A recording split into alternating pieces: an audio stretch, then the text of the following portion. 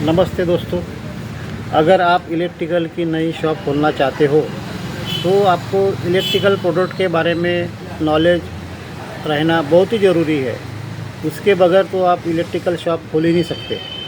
अगर मान लीजिए आप इस फील्ड में नए हैं और आपको नई इलेक्ट्रिकल शॉप खोलनी है तो आप सबसे पहले इलेक्ट्रिकल का अनुभव लेने के लिए कोई भी अड़ोस पड़ोस की दुकान बोलिए या अपने बाजू वाली दुकान है, कहीं बगल वाली दुकान में आप 2-3 महीने के लिए कम से कम आपको वहाँ पे एक्सपीरियंस लेने के लिए काम करना पड़ेगा।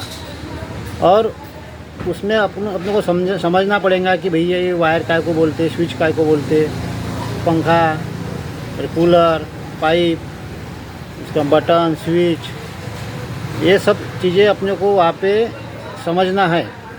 मिनिमम उसके लिए आपको कम से कम 2 से 3 महीने काम करना पड़ेगा। और वो सब चीज़ें समझने के बाद में आप फिर अपनी एक नई शॉप चालू कर सकते हो।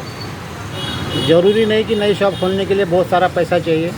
आप मिनिमम 2, 2.5, 3 लाख से भी चालू कर सकते हो, और ज़्यादा रहा तो और अच्छी बात है।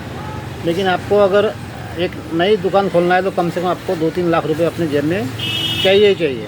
उसके बगैर आप शॉप नहीं खोल सकते। और दूसरी बात, आप जहाँ पे भी शॉप लोगे वो थोड़ा एरिया लोकेशन, पब्लिक लोकेशन, जैसे मेन रोड पे है तो अच्छी बात है। मेन रोड पे रहा तो उसका अपने को एक फ़ायदा अलग से मिल जाता है। और दुकान का एरिया वगैरह जो है वो मेन रोड पे रहना बहुत ज़रूरी है। उसमें अपने को मार्केट मिल जाता है और धंधा भी जो है अपना अच्छा सा चल पड़ता है उसमें।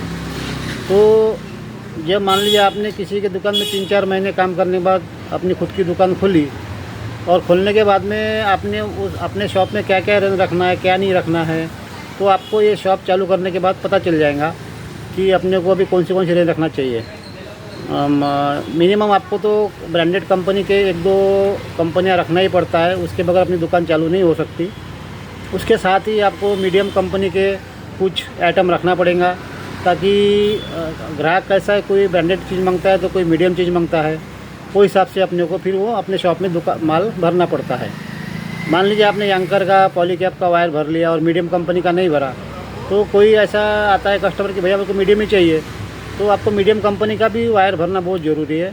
वैसे स्विच, सॉकेट है, पंखे है, केसिंग है, पाइप है, ये सब जो भी इलेक्ट्रिकल आइटम है ये आपको मीडियम और ब्रांडेड कंपनी के दोनों रखना पड़ेगा, ताकि ग्राहक अपना वापस ना जा सके, उसको उसके हिसाब से चीज़ मिलना चाहिए।